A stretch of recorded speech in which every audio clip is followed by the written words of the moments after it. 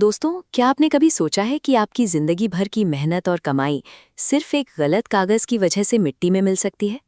भारत में घर खरीदने का फैसला एक परिवार की पूरी जमा पूंजी और कई सालों की प्लानिंग पर टिका होता है। ये वो इन्वेस्टमेंट है जिसे हम सबसे सुरक्षित मानते हैं। पर अक्सर लोग अपनी पूरी एनर्जी प्राइस नेगोशिएट करने और बैंक लोन की दौड़भाग में खर्च कर देते हैं। पेपर वर्क को अक्सर एक फॉर्मेलिटी समझकर इग्नोर कर दिया जाता है, लेकिन कानून की नज़र में प्रॉपर्टी की चेन में एक भी कड़ी का टूटा होना आपके इन्वेस्टमेंट को रद्दी के बराबर बना सकता है। बहुत से बायर्स इस भ्रम में रहते हैं कि अगर उन्होंने सेलर को पैसे दे दिए और घर की चाबियां मिल गई तो वो उसके मालिक बन गए। इस डायग्राम को देखिए। लेफ्ट साइड में पैसों का लेन देन हो चुका है, लेकिन राइट साइड पर जो ये लीगल रियलिटी का वॉइड है उसे भरना सबसे ज़रूरी है। पैसे देना ओनरशिप का सिर्फ एक हिस्सा है, पूरा सच नहीं। हम इसी लीगल वॉइड को भरने के लिए उन 5 डॉक्यूमेंट्स को डिटेल में समझेंगे जो हर बायर को प्रॉपर्टी फाइनलाइज करने से पहले मांगने चाहिए। लीगल भाषा थोड़ी पेचीदा हो सकती है, इसलिए हम इनका कोर मकसद समझेंगे, यानी ये कागज़ कानून की नज़र में क्या साबित करते हैं और इनके ना होने का क्या असर होता है। इन 5 डॉक्यूमेंट्स की सही समझ ही आपकी प्रॉपर्टी को कानूनी तौर पर महफूज बनाती है। सबसे पहले बात करते हैं सेल डीड की, जिसे हिंदी में विक्रय लेख कहते हैं। ये वो मूल दस्तावेज है जो करंट ट्रांजैक्शन को रजिस्टर करता है। इसमें सबसे पहले ये चेक करें कि सेलर का नाम और प्रॉपर्टी का फिजिकल एड्रेस एग्जैक्ट वही है जो रजिस्टर होने जा रहा है। जब ये डॉक्यूमेंट रजिस्टर होता है तब कानूनी तौर पर सेलर से बायर के नाम पर एसेट का ट्रांसफ़र कन्फर्म हो जाता है। लेकिन यहाँ एक बड़ा खतरा है। सिर्फ रजिस्ट्री करवा लेने का मतलब ये नहीं है कि सरकारी टैक्स रिकॉर्ड्स में भी आपका नाम चढ़ गया है। इस फ्लोचार्ट को देखिए। सेल डीड के बाद म्यूटेशन यानी दाखिल खारिज ज़रूरी है। म्यूनिसिपल ऑफिस में अप्लाई करने पर रेवेन्यू रिकॉर्ड्स अपडेट होते हैं। पुराने मालिक का नाम कटकर आपका नाम दर्ज होता है। ये सेलर को वही प्रॉपर्टी दोबारा बेचने से लीगली रोक देता है।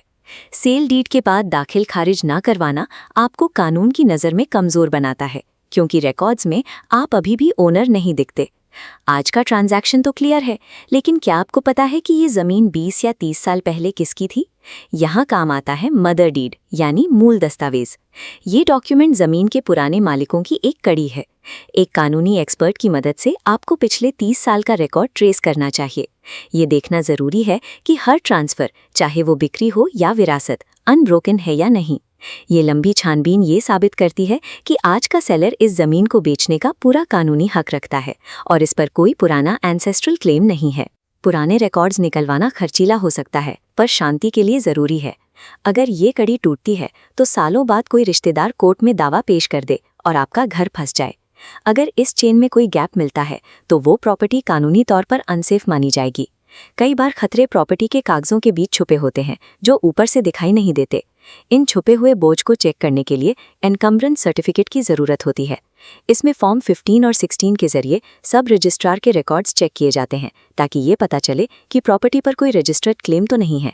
ये डॉक्यूमेंट रिवील करता है कि क्या प्रॉपर्टी किसी बैंक में मॉर्गेज रखी गई है या फिर इस पर किसी कोर्ट का स्टे ऑर्डर तो नहीं है। अपार्टमेंट बायर्स के लिए एक और बड़ा रिस्क होता है बिल्डर का प्रोजेक्ट बीच में छोड़ देना या नक्शे में हेराफेरी करना। इसका सल्यूशन है रेरा रजिस्ट्रेशन। ये कानून बिल्डर को उसके प्रोजेक्ट की हर डिटेल और डिलीवरी टाइमलाइन के लिए लीगली जिम्मेदार बनाता है। बायर को स्टेट के रेरा पोर्टल पर जाकर प्रोजेक्ट का रजिस्ट्रेशन नंबर वेरीफाई करना चाहिए। इससे ये कंफर्म होता है कि बिल्डर के पास सारी सरकारी परमिशंस हैं। रेरा ये इंश्योर करता है कि आपका पैसा सिर्फ उसी प्रोजेक्ट में खर्च हो, और अगर बिल्डर डिले करे तो आपके पास रिफंड या पेनल्टी मांगने का पूरा लीगल रास्ता हो। इन दोनों चेक्स को इग्नोर करने का मतलब है किसी और का कर्जा अपने सिर लेना या एक ऐसे प्रोजेक्ट में फंसना जो कभी पूरा नहीं होगा। हर बायर की सिचुएशन अलग होती है, इसलिए फोकस भी अलग होना चाहिए। इस मैट्रिक्स से समझें कि आपके लिए सबसे बड़ा रिस्क कहाँ है। अगर आप एक खाली प्लॉट ले रहे हैं तो मदर डीड और म्यूटेशन आपकी प्रायोरिटी होनी चाहिए। खाली ज़मीन पर अक्सर पुराने पारिवारिक विवाद या डबल रजिस्ट्री के फ्रॉड्स सबसे ज़्यादा देखे जाते हैं। वहीं एक अंडर कंस्ट्रक्शन अपार्टमेंट के लिए रेरा और एनकम्बरेंस सर्टिफिकेट सबसे ज़रूरी हैं। फ्लैट बायर्स को सबसे ज़्यादा खतरा बिल्डर के बैंक डिफ़ॉल्ट या प्रोजेक्ट अबैंडनमेंट से होता है। आप किस तरह की प्रॉपर्टी ले रहे हैं वही ये तय करेगा कि आपको किन डॉक्यूमेंट्स पर सबसे ज़्यादा ध्यान देना है। कागजी कार्रवाई में वक्त और पैसा लगता है, लेकिन इसे अपनी मेहनत की कमाई को बचाने की एक ज़रूरी फीस समझिए। किसी भी एजेंट या बिल्डर के दबाव में आकर लीगल ड्यू डिलिजेंस को बीच में मत छोड़िए। याद रखिए, अगर पेपर ट्रेल में कोई कमी है तो डील से पीछे हटना ही समझदारी है। प्रॉपर्टी हमेशा दूसरी मिल जाएगी, लेकिन जिंदगी भर का पैसा एक ही बार बनता है।